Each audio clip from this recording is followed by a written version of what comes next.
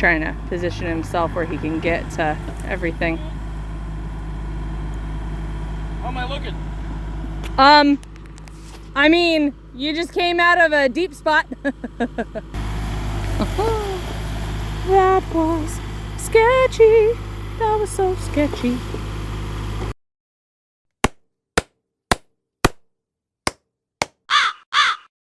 So in the middle of a day full of getting equipment and starting to learn how to do things, we found our little vernal pool that's on the site, complete with all sorts of wonderful little bits of life.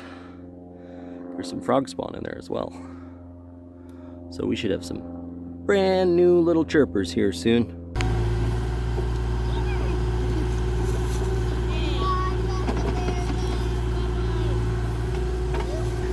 Right there is where he keeps getting stuck.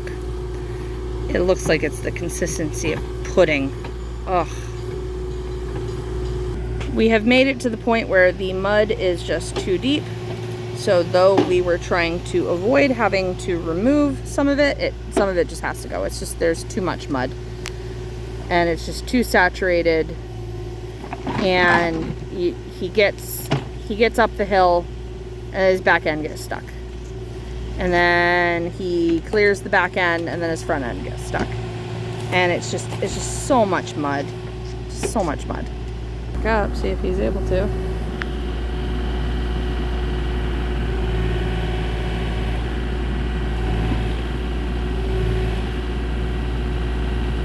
He needs to do the pedals.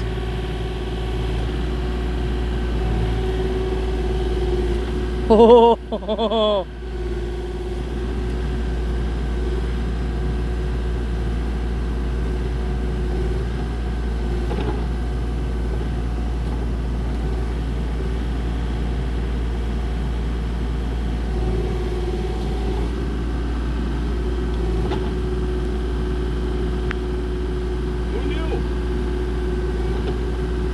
Oh, Ben's getting it. Ben's getting it. Woo!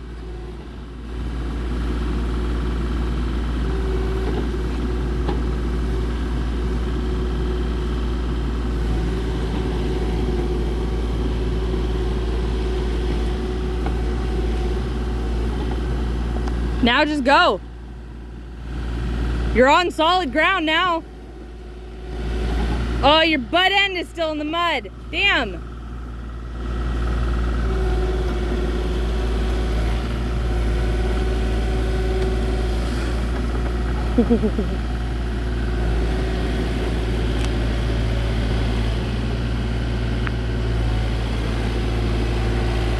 You're out of the mud! Yay!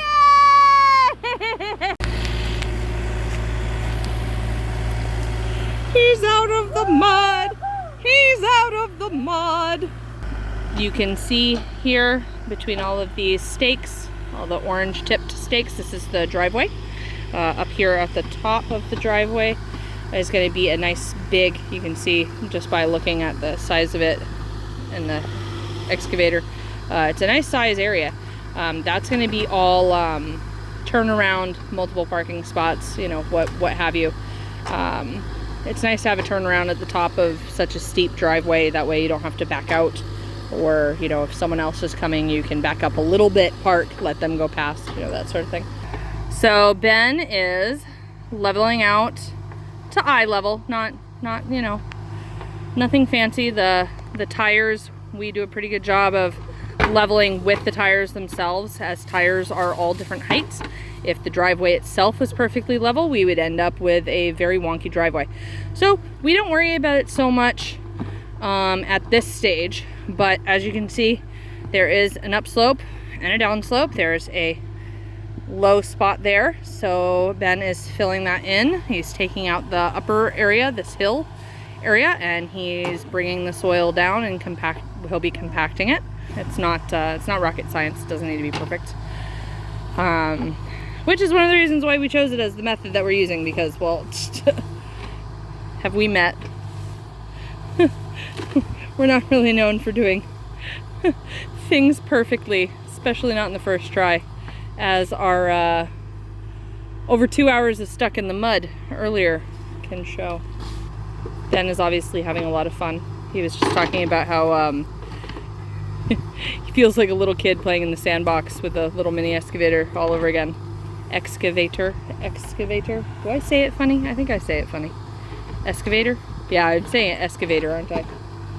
Oh, this is a total penguin moment, isn't it?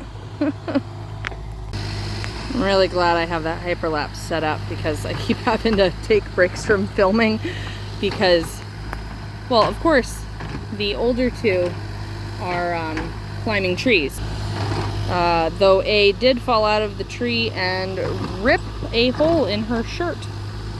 Her Sistersaurus shirt, which was obviously quite devastating to a 4-year-old to have one of their favorite shirts ripped, but that's okay. I'll mend it. Ben will mend it. We're both pretty good with a needle and thread. Might need to patch it, but such is life. Ah, you got it. Yeah, he's been trying to get that stump for 20 minutes now. Digging it out, all different sides of it, clearing it. Nice. Wow!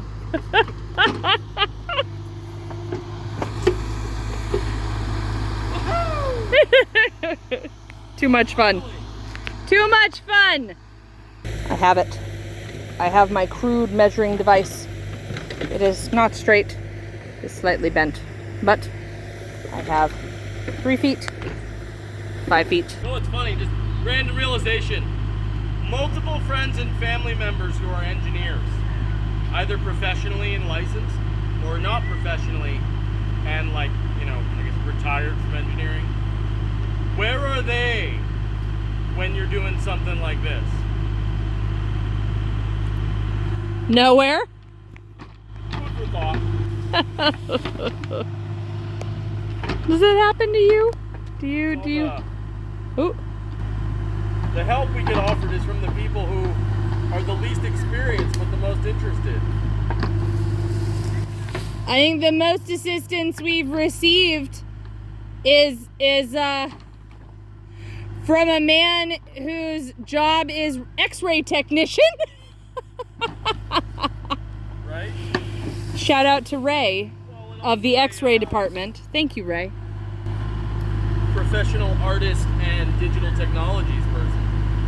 Oh, yes, on that end of things, most certainly, yeah. And has been out here on multiple occasions helping out. Shout out to our producer.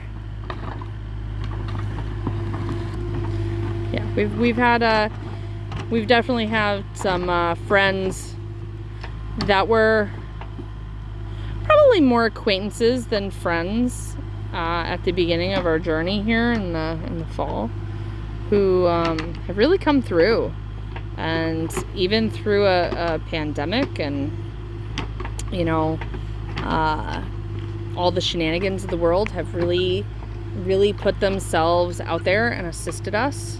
And well, you know who you are. You're amazing, and we love you. And all of the people who want to be involved and they can't right now, and so they're following the journey. They're YouTube subscribers, they're commenting, they're liking, they're subscribing, and that's awesome. And that's also very needed and very glad to have. We are very thankful for everyone who is assisting, whether their assistance is big or small, whether they've donated, you know, money to us when we thought we had lost our tools, only to tell us to keep it and buy new tools, extra tools, or, you know, tiny little things, and it's all mattered, and we appreciate all of it. We really do. You guys are awesome.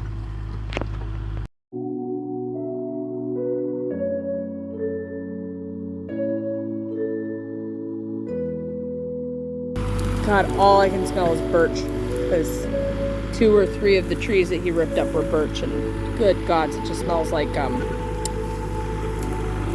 Winter mint. Smells like winter mint gum. Obviously, you know, some trees are gonna have to go, and like the roots of some trees are getting damaged, but we're making note of which ones those are, and we're trying to make sure that the only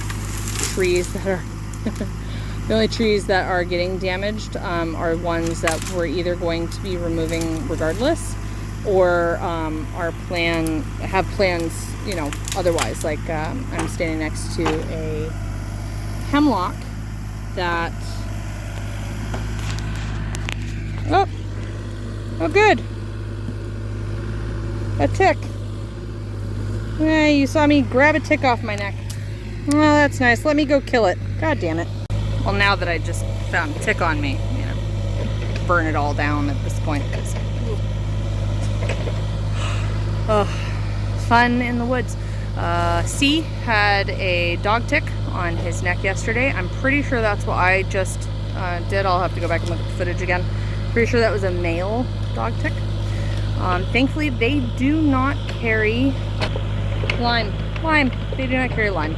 Lyme is carried by deer ticks, which are all black. They don't have the markings like that gray brown one did. Now I'm all heebie-jeebied.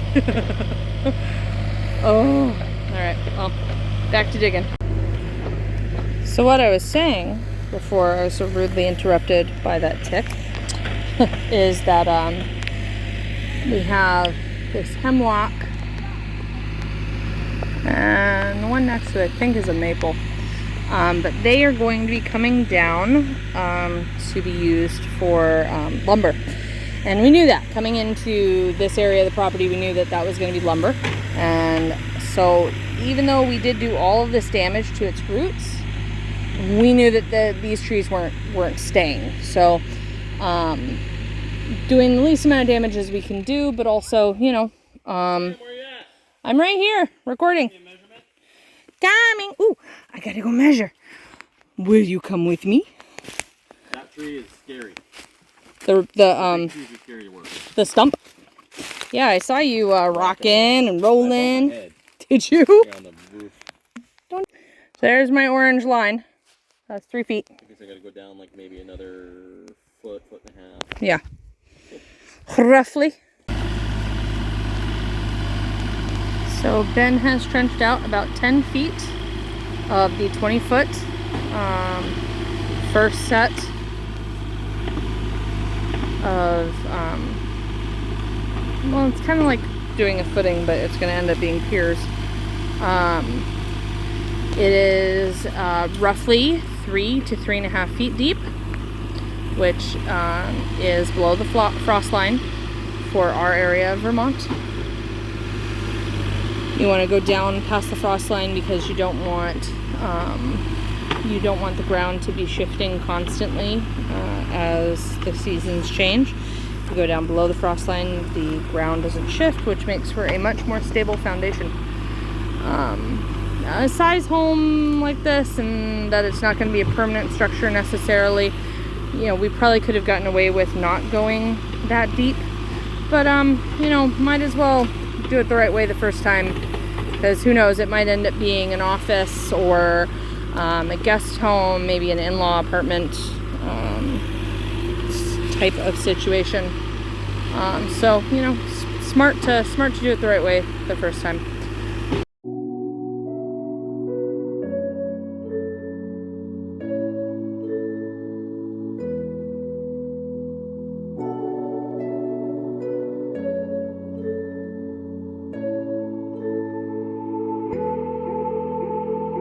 And then this happens. The tread came loose. I tried fixing it. I called the rental company and he explained that it's pretty easy to do. Just got to get in, you know, pull up a YouTube video on how to change it. But I'm out of luck for today, I guess. So we'll see. Well, with no treads, I guess all I can do is build a fire, keep the mosquitoes away until Sam comes to get me. So cheers.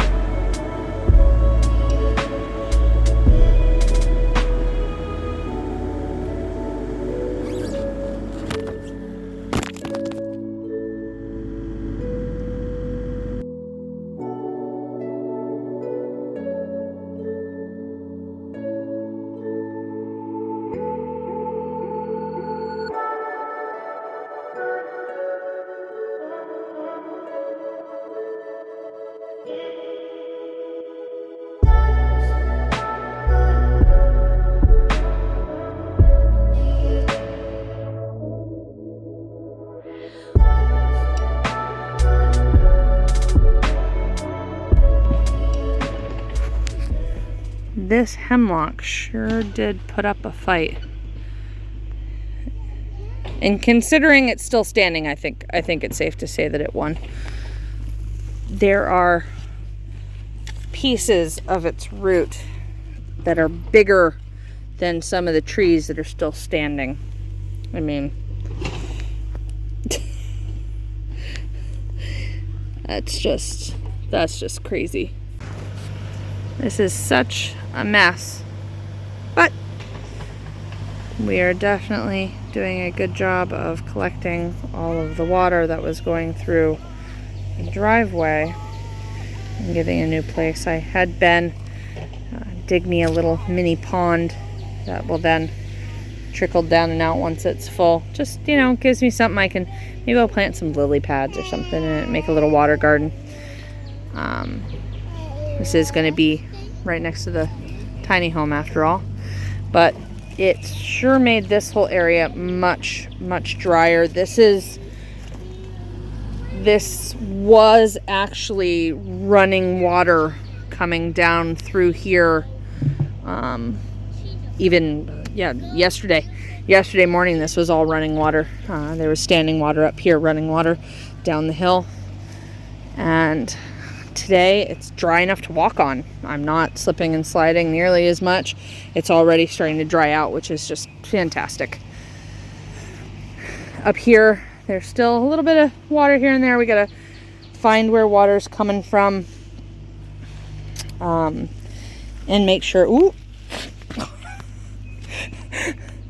oh god, it's so gross, and make sure that all of the areas that water's coming out off of this hill collects into here. I already had to do that. Oh, it's okay, honey. I already had to do that over here a bit, because so most of the water is coming from that back wall. There's some dripping from here. There's some dripping from right there against that rock. And then there's more dripping from up here in that hole that was there this morning. So I think the water is coming actually from in between those two rocks, which is pretty cool. So we'll trench that out better and put some river rock down and get that so that it doesn't keep eroding and breaking out and through and causing more standing water. But I mean, all of this is already starting to dry out. All of this was all standing water this morning, and it's drying out nicely. So pretty psyched about it, pretty pleased. We've been putting a few large rocks in to kind of give it some movement. Gonna have to come clear this tree out of here and clean it up. It's pretty mucky, but I did find some winter cress, so that's pretty exciting. First forageable edible of the season. Very exciting. We had some extra time with the Kubota, so Ben is moving some really big rocks that are down on that end, and he's stacking them or placing them carefully around the openings of the culverts on either side, because the spring thaw did a number. So we hiked up about 900 feet, 800 feet up with a bunch of very small saplings. This one here is a pawpaw. There it goes. This is a pawpaw. They are native to the eastern United States. They are in the custard apple family, I believe is what it's called. And their fruit, I'm told, tastes tropical. It's like bananas, mangoes, and pineapple. So that's very exciting. They used to be really popular. And then when imports became more available, all of the native fruits fell out of favor. So people stopped growing them as much, and people forgot about them. If you live on the East Coast of the United States Have you ever tried a pawpaw? Let me know in the comments. We decided that because we're going to be coming up here and clearing this area because it's way too thick with birch, we didn't want to disturb these new little saplings. So I had C get together some wood that had been oddly piled here. It's really, really dry and the bark is wearing away, and there's some mushroom activity. So I think they're probably 2 seasons ago someone came through and cut. But we came through and we made squares around each little sapling. Got a bunch on there. And that way we know to avoid them, to be careful to not clear through here, because there's a bunch of rows through here. So we're going to have to come through here and clear a lot. But we don't want to clear our pawpaws, and we don't want to clear our butternuts, which we also planted. And those 2 down there are butternuts. So I planted 4 butternuts and 4, maybe 4 pawpaws, maybe 6. I have a couple more pawpaws, and I planted some down lower, and I'm going to plant some at the tiny home site too, because it's going to be full sun and very wet, so the pawpaws should be very, very pleased. So we're at an end today. Dad's trying to get a truck started, and it seems like there's some issue right over there. There might be some issues. You see, it's what I made called a frosting cake. So we're just about to get ready to go, and you know what excavator feels. So that excavator got put up today. It was supposed to be put up yesterday, but it seems like a guy forgot it was supposed to be put up to yesterday. So we set up a canopy up there. Mommy's holding a baby right now, and a baby's name. Subscribe to our channel. Could be here or there. Just find a button, hit it, and you know what it does. Now how do I end? And you end it by hitting the square button.